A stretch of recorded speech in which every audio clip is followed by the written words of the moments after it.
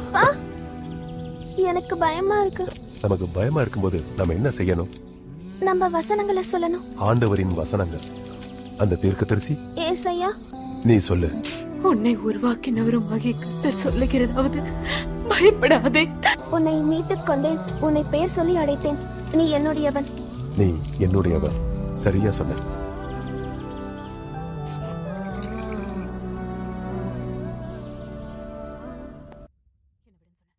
அது உனக்காக இல்ல. மரியாளே, மகதலேனா மரியாளே, என் பேர் எப்படி தெரியும்? உன்னை சிருஷ்டித்தவரும் உன்னை உருவாக்கின கர்த்தர் சொல்லுகிறதாவது, பயப்படாதே, உன்னை மீட்டுக் கொண்டேன், உன்னை பேர் சொல்லி அழைத்தேன். நீ என்னுடையவன். நீ என்னுடையவள்.